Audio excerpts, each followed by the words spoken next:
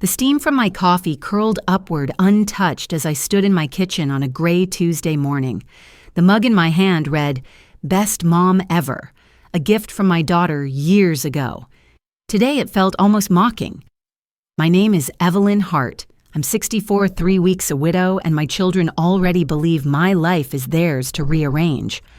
The phone rang again loud in the quiet house. I answered on the third ring. "Mom, we need to talk about the house," my son Mark said. No greeting, no softness, just business.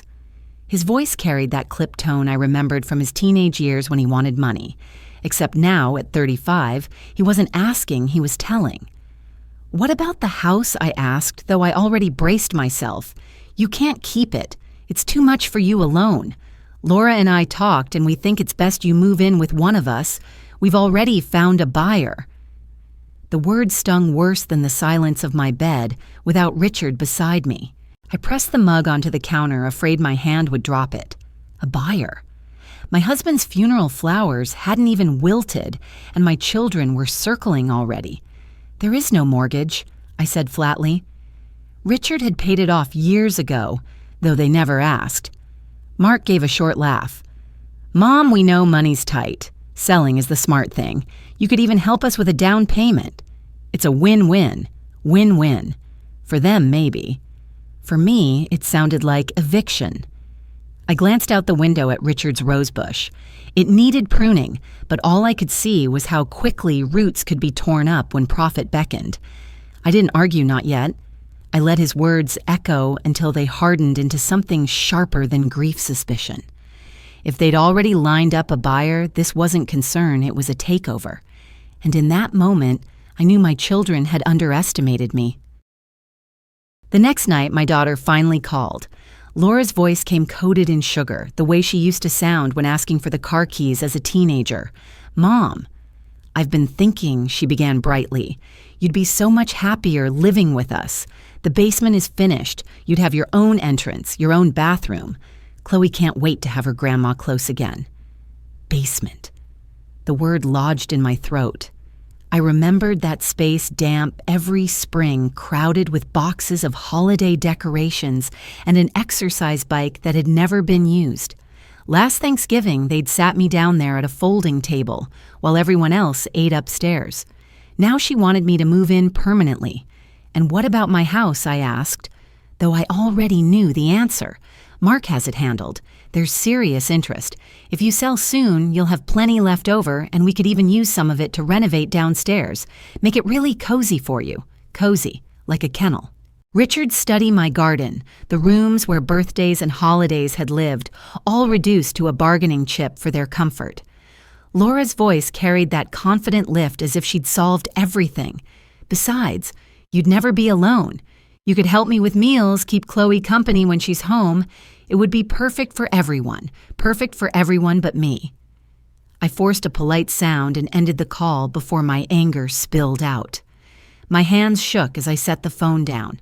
For weeks, I thought grief made me tremble. But tonight, it wasn't grief, it was recognition. My children weren't asking me to choose. They were arranging my future as if I were cargo. And if they were planning for me, I needed a plan of my own. That night, I drifted into Richard's study, a room I had avoided since the funeral. Dust clung to the blinds, but his presence lingered, the faint scent of aftershave, the worn leather of his chair, the neat rows of books he'd collected with care. I traced my fingers along the desk he'd polished every Sunday, wishing for his steady voice to guide me. The bottom drawer stuck for a moment before sliding open. Inside were envelopes, tax returns, and then a folder I didn't recognize. My pulse quickened as I lifted it out. Inside lay a collection of statements and notes in Richard's careful handwriting. He had been meticulous with money, but I had never realized just how prepared he was. Then I saw it a deed with a photograph clipped to the corner. Whitewashed walls, blue shutters, a terrace overlooking the sea, a villa in southern Spain. I sank into his chair, clutching the folder. My breath came shallow, uneven. Richard had once joked about retiring somewhere warm where roses bloomed year-round and the ocean was only steps away. I thought it was just idle dreaming.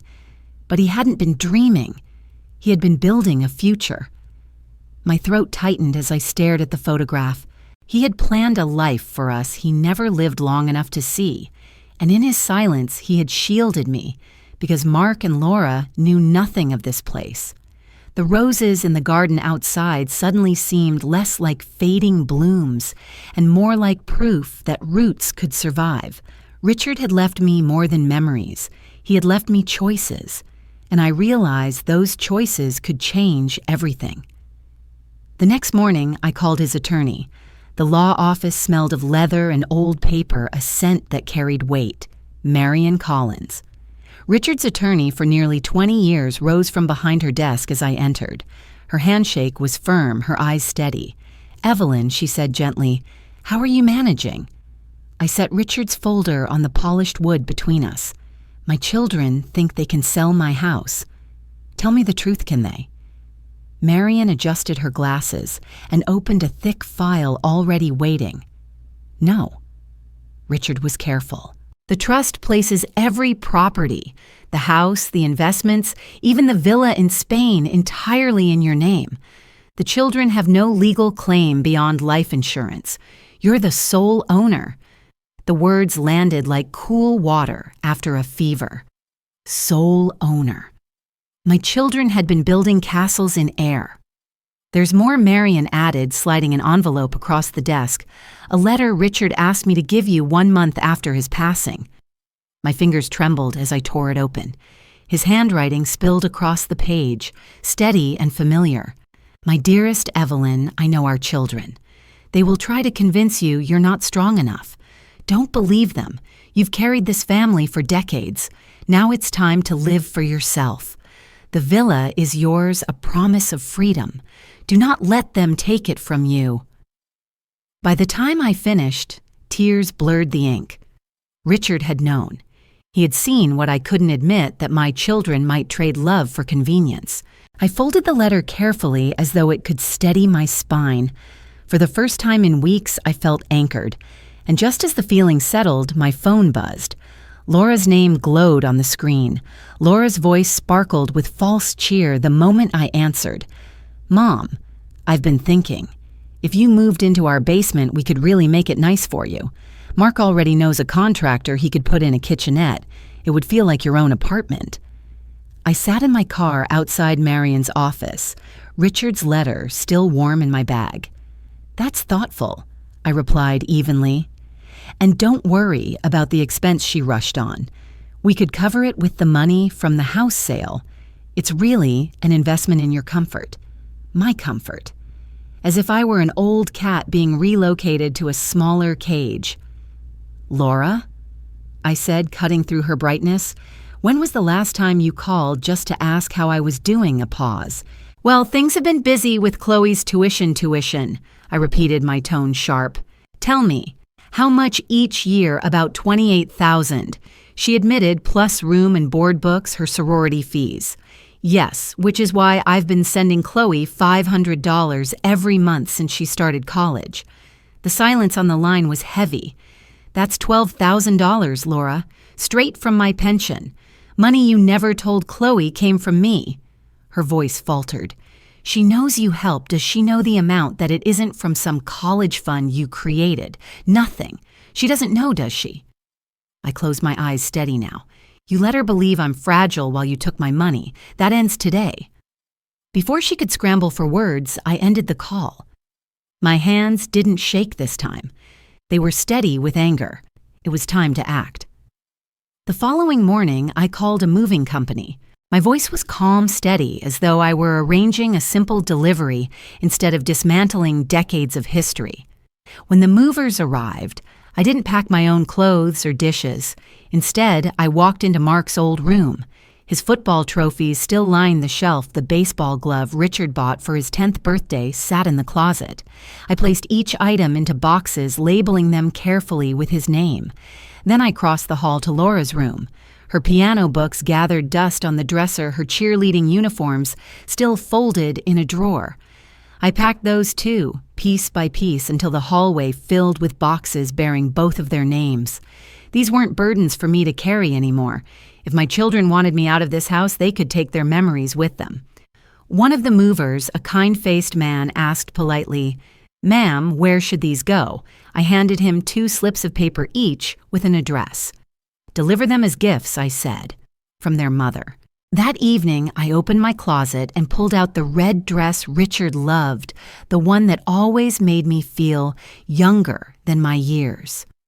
I laid it across the chair by the window, because I knew Mark would come. He wouldn't be satisfied with phone calls and persuasion. He would bring documents, contracts, the illusion of authority. But when he walked through my door, he wouldn't find the grieving woman he expected. He would find me ready. Mark's car pulled into the driveway just as the movers loaded the last of the boxes. From the window, I watched him step out in his pressed suit, a manila folder clutched like a weapon. His face already wore that look of strained patience I had seen too many times. "Mom, what's going on?" he barked the moment I opened the door. His eyes darted to the truck, to the boxes labeled with his name. "Why are my things packed?" "Because memories matter," I answered evenly. "I thought you'd want them safe in your own home." He pushed inside, red climbing his cheeks. "This is ridiculous. Gregory's client is ready to buy. All we need is your signature." I closed the door behind him and leaned against it, my red dress catching the sunlight. "Tell me, Mark, how much did you promise to split with Laura after selling my house?" His jaw tightened. "Mom, you're not thinking straight. Grief clouds judgment." "No," I said, my voice like steel. "My judgment is clearer than it's ever been. Richard paid off this house years ago. His pension covers more than enough. Investments you know nothing about provide even more. I'm not drowning and I'm not weak. You assumed I was because it made it easier to treat me like an obstacle." The folder slipped in his grip. "You lied to us." "I never lied. You assumed and I let you. There's a difference." His face paled, words scrambling. For once he had no script. "This house is mine, Mark. You cannot sell what doesn't belong to you." The silence that followed was sharper than any argument, and I knew in that moment it was time to leave. The flight to Madrid was long, but the hours passed in a strange kind of calm. I stared out the window as the ocean spread beneath us like a sheet of silver. For the first time in months, no one was calling. No one was demanding. The silence felt like freedom. At customs, the officer glanced at my passport. "Purpose of visit?" he asked. Starting over, I replied, and for once the words felt true. Outside the terminal, a small woman held a sign with my name written neatly. Senora Alvarez Richard had mentioned her in his letter. She greeted me with a warm smile and a firm hug, as though I were already family. "The house is ready," she said in careful English. We drove south through rolling hills and groves of olive trees. Villages of whitewashed walls clung to the hillsides, each more picturesque than the last. When we finally turned onto a quiet street lined with bougainvillea, I caught my breath. The villa stood waiting. White walls glowed in the afternoon sun, blue shutters opened onto balconies, and a garden spilled with color. Lemon trees bent under their fruit, and beyond the terrace, the Mediterranean shimmered endlessly. I stepped out of the car and felt the sea breeze lift my hair. For weeks, my world had been filled with grief and betrayal. But here in this place, Richard had chosen, I felt his presence as if he had guided me to the door himself. "It is beautiful, yes," Senora Alvarez asked softly. I nodded, tears burning my eyes. He knew what I would need. That night, as I unpacked in the cool, tiled bedroom, I realized I hadn't just arrived in Spain. I had arrived at the beginning of my life. Days in Spain unfolded with a rhythm I hadn't known I was missing. Mornings began with the sound of waves brushing against the rocks, the air scented with lemons from the garden. I walked the narrow streets where neighbors greeted me with nods and warm smiles. No one asked what I could give them. They simply saw me. I bought a leather journal from a small shop and began to write. Not just about grief, though Richard's absence still sat heavy in my chest, but about the way the sea shifted colors with the light, the taste of bread still warm from the bakery, the quiet freedom of choosing how to spend each hour. Evenings, I cooked simple meals, grilled fish olives, fresh tomatoes, and ate slowly on the terrace, letting the cicadas and sea breeze keep me company. Silence no longer felt like punishment. It felt like peace. My phone stayed mostly buried in my purse. Calls from Mark and Laura came daily, their numbers flashing like warnings. I let each one slip to voicemail. Their urgency was no longer mine to carry. But one evening, just as the sky deepened to gold, the phone buzzed again. I almost ignored it. Then I saw the name. Chloe. For a moment, I couldn't move the screen glowing in my hand. My granddaughter, who hadn't called since Christmas. The child I'd once taught to bake cookies, who used to curl beside me during thunderstorms. My heart thudded. Richard's words echoed from his letter, "Live for yourself now." But could I turn away from her? I pressed, except my voice trembling. "Hello?" And all I heard was crying. Grandma Chloe's voice cracked through sobs I just found out. "Mom told me yesterday about the money, about how you've been sending $500 every month. I can't believe I never knew." I sat on the terrace, the sea stretching dark and endless before me. "Sweetheart, you weren't supposed to know. Your mother thought it was better that way." "Better for her," Chloe said bitterly. She made it sound like she was carrying the whole weight. "I thought you were barely surviving, that you couldn't even keep your house. That's why I stopped calling. Mom said you were fragile, that I should give you space." Her words cut deeper than Mark's demands or Laura's basement plans. My granddaughter had been taught to pity me to keep her distance. "Oh, Chloe," I whispered, blinking hard. "You have nothing to be ashamed of. You only trusted your mother. That's not a crime. It feels like one she choked. You paid for my textbooks, my sorority dues, even my spring break trip. And I never thanked you. I never asked how you were doing without Grandpa." Her sobs filled the space between us, raw and unfiltered. I let the silence hold because sometimes silence speaks louder than comfort. Finally, I said I helped because I love you, not because I needed thanks. But love shouldn't be invisible. You deserve to know. There was a pause, then her voice steadied. "Then let me make it right. Let me come see you. Please, Grandma, I don't want lies between us anymore." Spain was far. Yet the determination in her tone told me distance wouldn't stop her. "Spain is far, Chloe," I whispered. "Not far enough," she answered. 3 weeks later, I stood at the arrivals gate in Malaga, palms damp despite the cool air drifting through the terminal. Then I saw her Chloe hair pulled back in a messy bun, no makeup, no polished smile. She looked younger, more real than she ever had in the glossy photos her mother sent me. Grandma. She dropped her backpack and ran straight into my arms. The hug was fierce, desperate nothing like the distracted squeezes I'd grown used to at family gatherings. I held her tightly, inhaling the scent of travel and youth, unwilling to let go. "You look different," I whispered, holding her at arm's length. "So do you," she said through tears. "You look like yourself again." On the drive south, she pressed her forehead to the car window, marveling at the olive groves and the hills dotted with white villages. Questions poured out of her about the food, the people, the sea. By the time we reached the villa, her excitement had become contagious. She stopped in the garden, staring at the bougainvillea tumbling over the wall, the lemon trees heavy with fruit. "He knew," she said softly. "Grandpa knew you'd need this place." "Yes," I answered, my throat tight. "He did."